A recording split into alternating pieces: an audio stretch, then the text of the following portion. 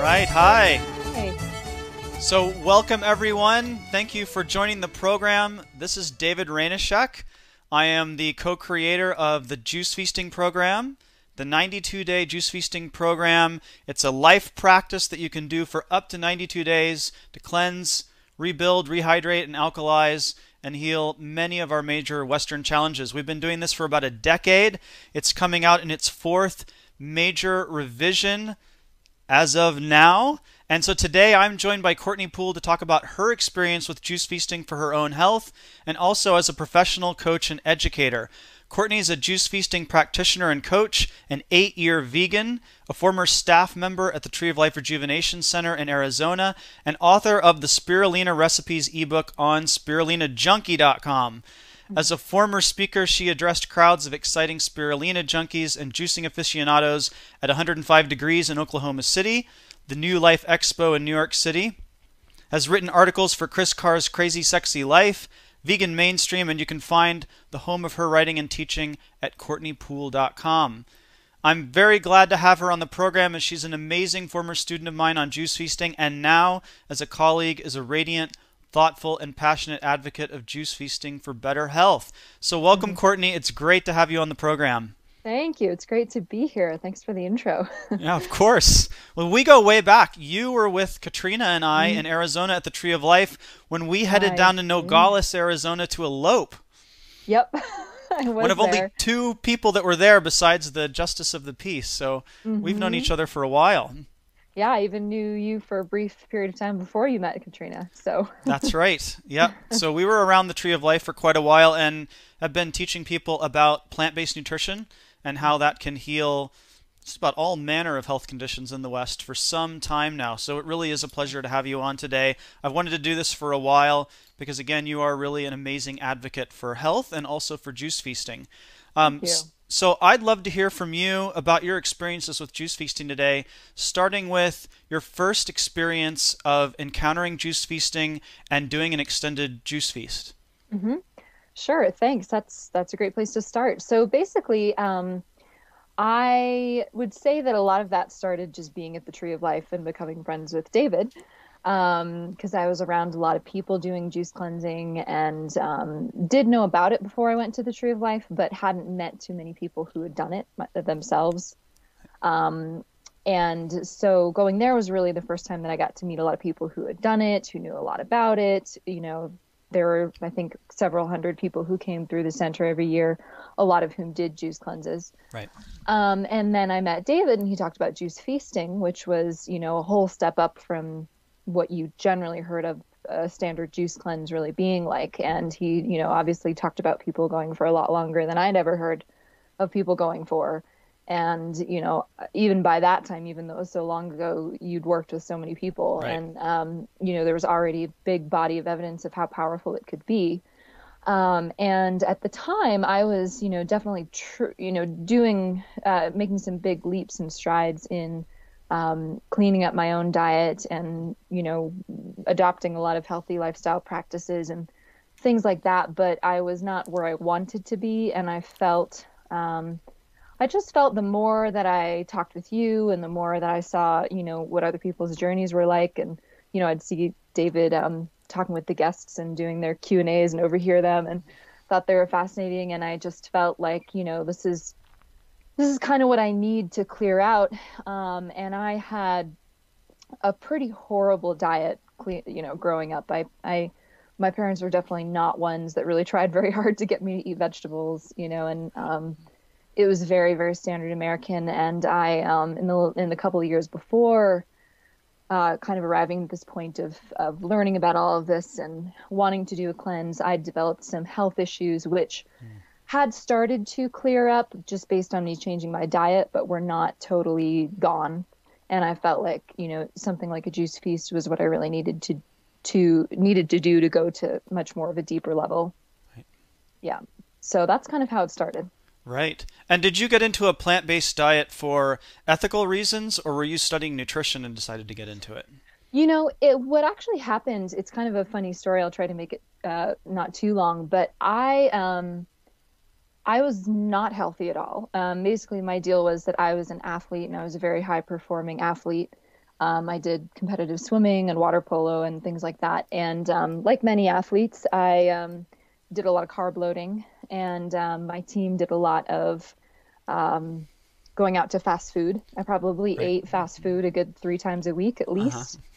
And then times I wasn't eating fast food from a fast food restaurant, it was basically fast food at home, You were on So the you were on the Michael Phelps plan. yeah, really, I was like, oh, 6 pancakes, for breakfast at least, and Uh-huh. pasta for 3 meals a day. And yeah, it was, I mean, I remember when I first started learning about nutrition, I was like, when was the last time I had a piece of fruit? And I think I'd come up with like 3 months ago. And so I was just, you know, I was exercising and exercising, sometimes training up to like 4 hours a day, and just eating horribly. And basically, the health issues that started happening were the main one was actually a really bad chronic fatigue. Hmm. In the sense of like sleeping for 10 hours a night, waking up like having to I usually take a shower sitting down because I Right. was so tired, and I'd often fall asleep. Right. And then I'd fall asleep in class, and which I was a person who tried to be a good student, so that was something that I didn't want, but it happened. Hmm. Um, I was just constantly exhausted and on the verge of falling asleep. So the fatigue was really bad. I started to show, the thing is, I didn't go to a lot of doctors at that time. So a lot of these things I've sort of self-diagnosed based on seeing the symptoms, but I started showing symptoms of like nutritional deficiency, basically, Uh-huh. where my hair was starting to fall out, and like, my skin was really just not nourished, and my eyes were very dull, and I just like physically started to show some of those symptoms. What else? I developed a pretty bad virus called the Epstein-Barr virus, which Uh-huh. is kind of a precursor to mono, and that caused, in addition to the fatigue, kind of chronic fatigue problems, it would cause me to sort of like, it was almost like I would get mono for like 4 days, Right. and then it would Right. go away. And a month later, I'd basically get mono for 4 days Right. and had to miss school and all of that. What else? I had started having hormonal issues and issues Mm. with my menstrual cycle.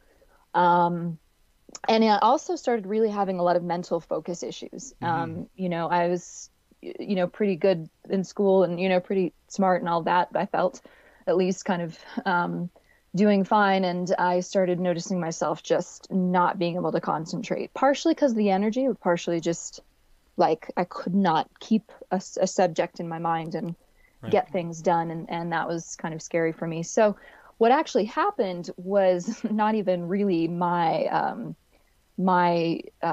proactive, any kind of proactive measure on my part. But at the time, the Super Size Me documentary Sure. came out, which was a big pop culture thing at that time. And Yeah.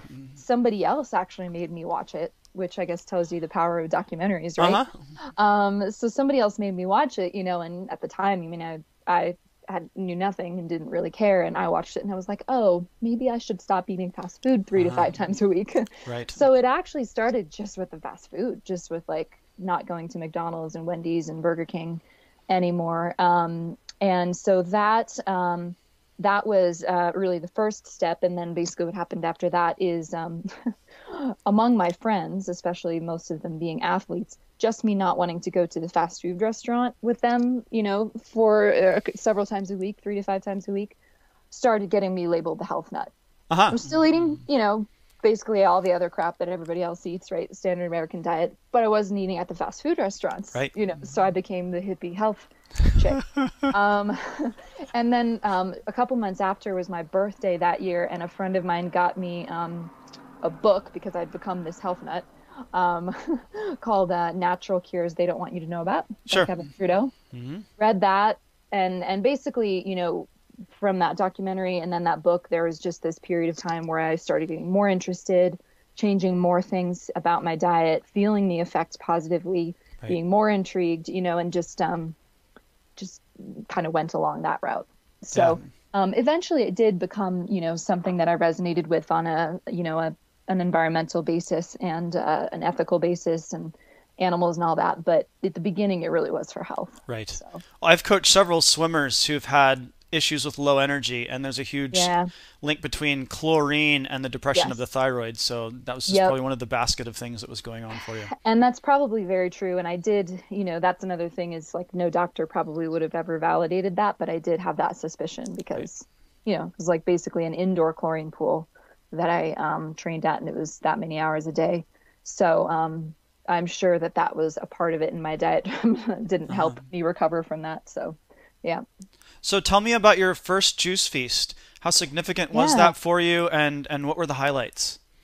It was really significant. Well, I did it with you. You were my Yeah. coach for that one. And so it was while I was in Arizona. And physically, um, I was really happy to be in a place where I felt a consistent level of energy um, and just like well-being. And how long You know, did you go?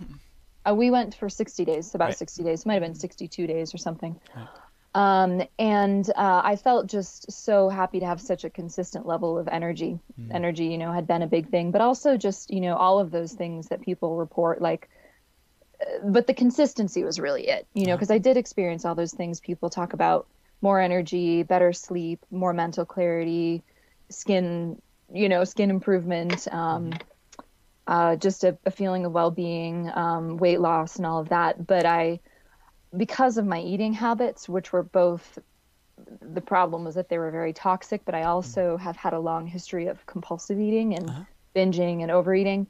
And it was like the longest that I'd ever been in like this consistent place where I felt good, Right. because previously I could maybe swing a day or a part of a day where I felt like I was eating really well and I wasn't eating too much Mm. and like feeling the benefit of that. But I mean, my diet was just so unstable for so long that like I felt was just like blissed out by like, oh my gosh, I'm waking up and feeling amazing every day. Right. And I'm going to bed feeling amazing every day, and it's happening multiple days in a row. It was really revolutionary for me. And it was really great because I think because I had really grown up with so much of a toxic diet, and certainly did have health stuff growing up, that now that I look back, I'm like, that was because I ate that way. Right. That I think the juice feast was also the first time that I really experienced how good my body could feel. Mm-hmm. Which I think, unfortunately, and I was in this boat, is that a lot of kids these days,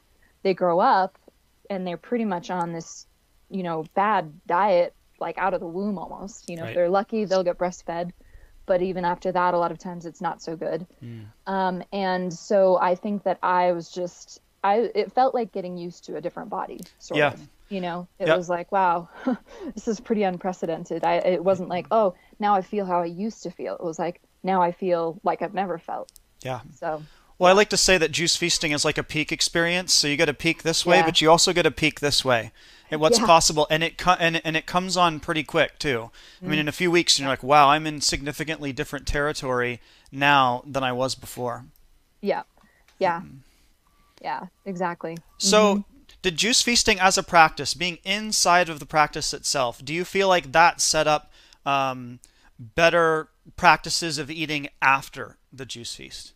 Yeah, I do think it did. I think that the main thing, I think that what it helped me with, I mean, I definitely noticed physical differences of like, I noticed a physical difference of, feeling like I had different cravings than I'd had Uh-huh. before, you know.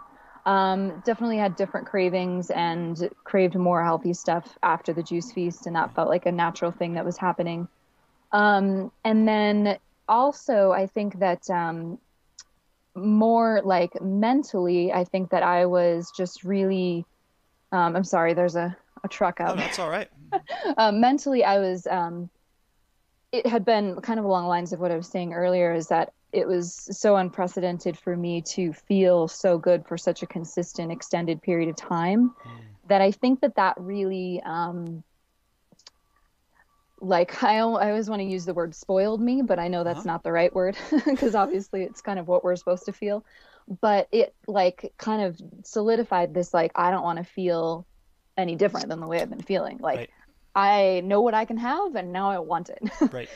So I think that mentally and emotionally on that level was a really big piece because I'd had 2 months basically in that space. And, and kind of came out of that just feeling like even more of a resolve and more of a vision of what it could be. Right. It's like sometimes when you've been in bad health and that's all it is hard to really like relate to what good health would actually feel like for you in your life. Right. So, yeah. So was it significant in such a way that you feel like there was kind of my time before juice feasting and then the juice feast happened and then there was like kind of everything after that? Yeah. Was it a doorway that you passed through? It was a doorway, and it was a doorway also just I think in the sense of kind of the hero's journey, like you talk about it, like it was just this this goal that I set, and it's a long time to juice. Anybody Sure. who does that long, it's a long time to juice, and I felt like it was something that I never expected myself to be able to do. Right. And part of the reason I was able to do it is because it's such an accessible type of cleansing. So physically it felt balanced as well. But even just coming off of it and being like, okay, I have this ability to do this thing for myself that is so in my own best interest, and I can follow through. And like, I'm not like a spineless person when it comes to diets or just really weak. Like a lot of us have this definition of ourselves. And so I think that was a big turning point. After that, there was still some back and forth that I did with my diet and still kind of refining things. And I did additional juice feasts. But I would say that like it was definitely of any single health kind of or self-improvement thing that I've done, it was the most nodal kind of turn in a different direction. Right. Yeah. So as a life practice, how has it evolved for you over the years? Personally, I pretty much do a couple of juice feasts every year and have been doing that pretty consistently. Right. And it feels great. I mean, it's for a different purpose now because I don't enter into it in a really bad physical place. Right. But I love it because it's such a good tune-up. Yeah. It's like putting the oil in your car. It's like you do it and you feel better. And I feel, and I know this is something you've got a lot of info on your website about too, is that part of the problem that we all face is the environmental toxins as well. And the toxicity that we take in almost even if we do a lot to try to mitigate it, if we're eating well and, we try to minimize household toxins. Unfortunately, we all live in this world where we're around car exhaust and we're around all the chemicals that are dumped in the air and, some stuff just gets in. And so I feel like it's a really responsible thing to just keep my body up and running to even get that stuff out. But certainly, it's great. I feel like it's great after a winter where maybe I've been eating a little bit, more substantial foods and, kind of cleaning out, and it just always feel, renewed after. It's like getting a massage, but better. Right. Yeah. An internal massage. Yeah. So how is it going from juice feasting for yourself to coaching other people? Yeah, well, I actually, when we did the juice feast back then, I had the intention to want to coach people, because that's how much my desire had grown. And so we had worked together in, my training to become a juice feasting coach then. And then I did some of that kind of in the context of the Tree of Life, while I was still there. So I did some distance, some coaching people out of a distance, just like over Skype. But mostly what I was doing at that point was, some of the nutritional Q&As at the Tree of Life and check-ins with the guests and some of the educational classes and just support sessions. So a lot of it came in that capacity. And then when I finished at the Tree of Life after being there for 5 years, then I started doing it like more full-time, and most of it has been, over Skype and at a distance. And I just love it. I mean, I think similarly to you, I just feel it's a personal thing anytime I work with someone, because I get so personally excited about what their potential is. And, I get excited that they might not even know how good they can feel, just like I didn't. And so, yeah, it's really, really, fulfilling, and people have amazing stories based on the healing power of juice. So, yeah. I mean, I know for me, I was really sick for a number of years before I encountered juice feasting. And when I started coaching other people, it really started to bring into sharp focus the purpose of my suffering all of those years. And it really changed my perspective on why I went through that, and caused me to stop being so immediately judgmental about anything that was Sure. arising in my life that wasn't working so well. It's like, well, Yeah. stop, hold on a second, wait, let's see how this actually turns out to be good. Right. And I was also able to take all of that time that I was suffering with my health and trying to figure it out and turn that into an enormous amount of compassion and skillfulness with Hmm. regards to coaching other people. Yeah. How's that been for you in terms of taking your own personal experience and translating it into to coaching other people? Yeah. Well, I think that that a lot of a lot of the physical things that many of us this day and age go through can be relatable. Unfortunately, a lot of people can relate on like having low energy, and Uh-huh. all of that. But I think also, it's been helpful to have a lot of cleansing, juice feasting under my belt to be able to also relate to what people are going through on as far as detox symptoms and the fact that like if you have a headache, you're not it's gonna be okay. That's a Right. normal thing. And but I think that what is always universally relevant for everybody is really more of the life change and the life transformation and the mental and emotional sides of the process. Right. Because the physical, challenges someone have could be some things that I haven't had personally. Right. Although the juice can heal that in many cases just as well.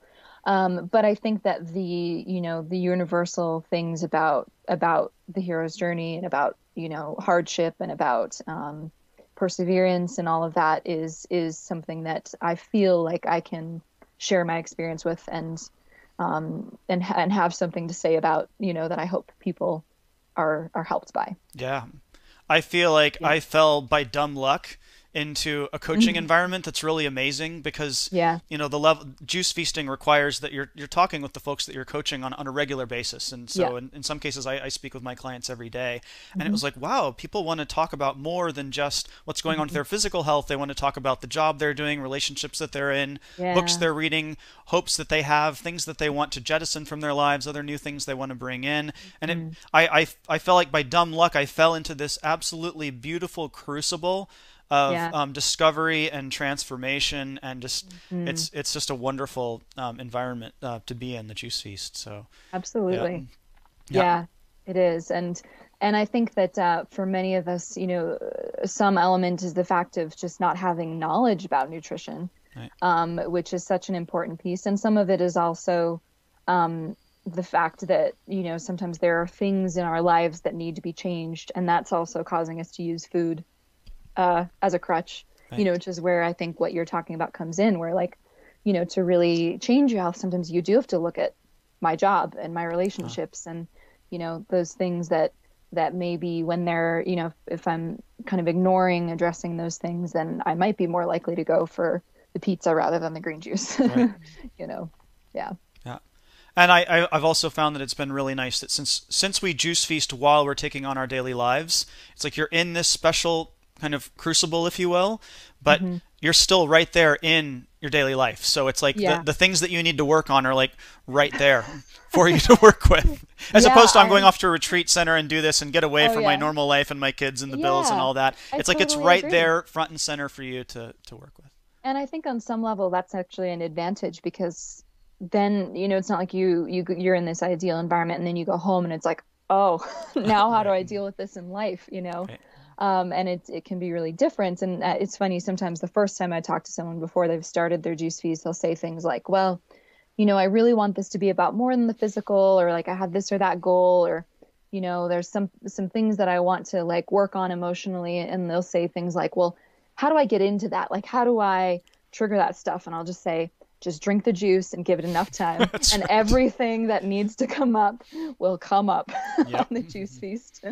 As soon as you're not using food, and there's just something synchronous, I think, that happens on a juice feast too, that eventually, things that need to be addressed, to support the health transformation, that are more on a life basis will all come up. Yeah. And I think a lot of us are really yearning for a practice, for something to come into our lives that will actually help us to healthily work on ourselves and transform our lives. We're really yearning for it. And Hmm. so it gets really exciting when you give yourself that permission, by Yeah. drinking all the juice. Yeah, and then Yeah. everything else comes in. Yeah. Yep. Exactly. I So, agree. so as you're aware, 70% of Americans are overweight. About Mm-hmm. 70% of people I just recently found out are on at least one pharmaceutical. A Mm. third of children born today will develop diabetes in their lifetime should we carry on the same path. And about Mm-hmm. 95% of the food dollars that we spend every year are on processed foods. So in the face of this, Yep. what gives you hope? What are the promising elements of our lives now or our lives that are coming, either individually or collectively, that really keep you going? Knowing what you know about Yeah. things like juice feasting and also knowing what you know about the bad news sides of Yeah. things right now. Yeah. Well, I think that the thing that's most inspiring are just the individual stories. Hmm. Um, there are I've come across some statistics that seem to be positive. Hmm. Like more people are eating organic food than ever before, Right. and different more people are eating gluten free than ever before. And certain statistics which are not the whole picture in and of themselves, but they do, point to the fact that people are kind of waking up. Right. Those are encouraging, but I find that the individual stories, of the people that I work with and the people that I just meet in other capacities to be the most exciting. Yeah. And I feel that, they're the most personal. And so I think that, even just one person making that big transformation in their life makes me, not even care if like millions of people are still not yet.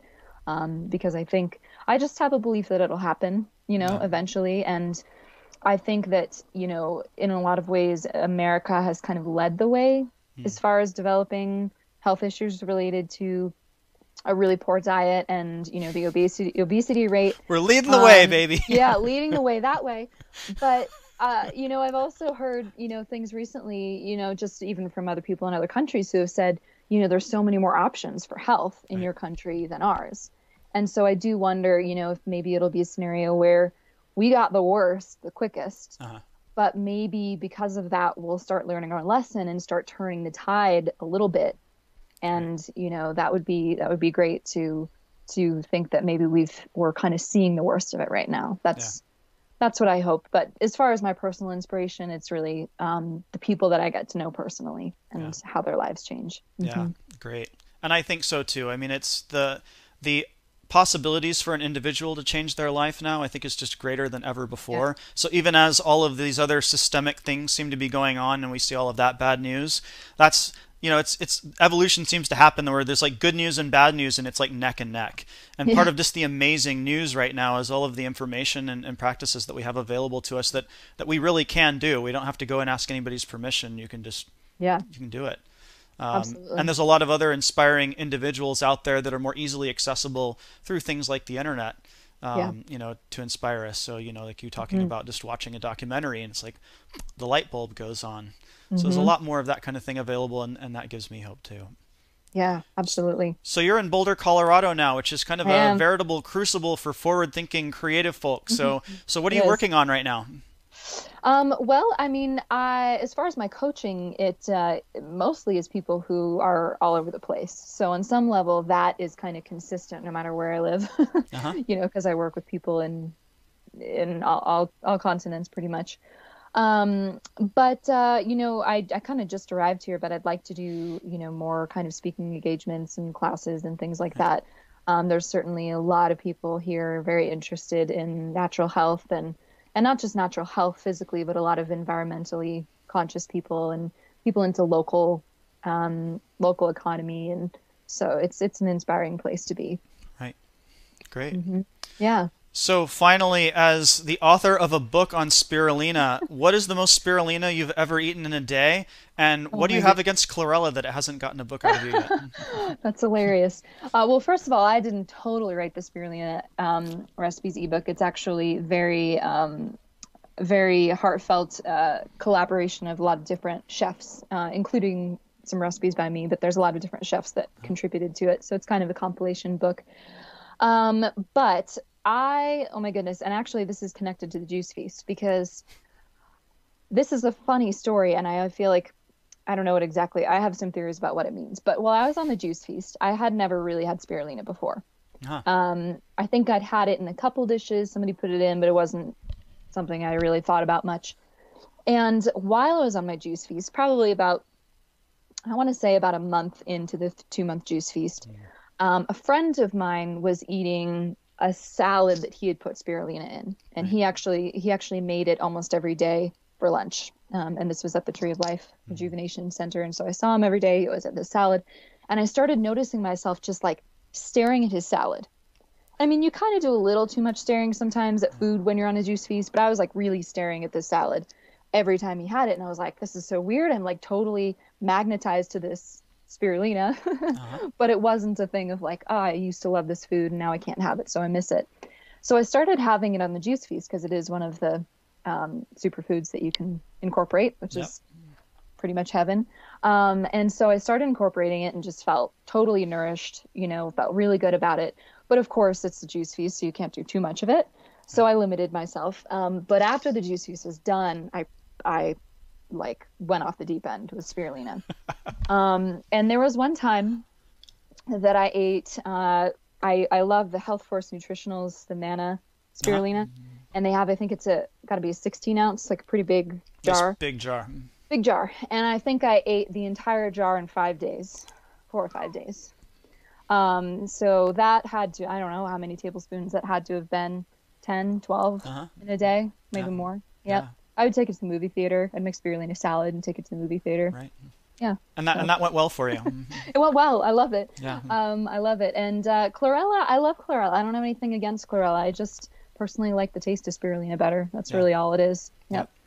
Well, Yep. it's something that I found, moving into live vegan foods was that I went through periods of just an irrational or a pre-rational craving for something. And there's a number of foods that kind of line up that way. I won't go into them all right now, but it was a few days or a few weeks. That was all it ever was. But it was just, Yep. I can't get enough of this right now. And I started to learn to just go ahead and go for it. And what I liked about that, what I liked about live foods, what I really love about juice feasting is that it's healing through abundance. And that's really what the program is about. I mean, you can heal by, let me see if I can get out of the way and fast and be still and not go to work and not do anything and hope that all this stuff leaves. And so there's kind of that way of, kind of the freedom route of just, can I just let this stuff go quietly? And the other way is, how much of the cosmos can I go ahead and take on? How many good life practices, how many amazing foods and conversations and life practices can I bring in and bring to bear on my healing that will also set off, a better life afterwards as well? Yeah, and it is. It's, because I think most of us, what we're going for when we want better health is we want more of life, right? Like usually the problem is we're missing out on life already. Like we feel deprived on some level, Right. whether it's like, I mean, anything. We don't have the energy to do certain things. We don't feel comfortable in our bodies, so we don't do certain things. I mean, there's a lot of times, that we're just missing out. And so I think that being able to move towards the abundance and like the possibilities in life while you physically feel like there's an abundance happening I think it just matches. I think it makes a lot of sense. And it's definitely been the kind of energy that's been most helpful for my own journey. Yeah, great. Well, thank you for so fully and abundantly and radiantly supporting juice feasting and practicing it yourself and encouraging other people to do it. It's fantastic to talk with you today. So nice to see you again. Thank you. You too. And so for everybody watching, you can find out about juice feasting below this video. Really enjoy the abundant life practice that you can access and use for the rest of your life. Both of us will see you on the website later and out there in the world. Thanks for coming on to the program today. Bye, Courtney. See you later. Bye, Bye-bye. everybody. Bye, everyone.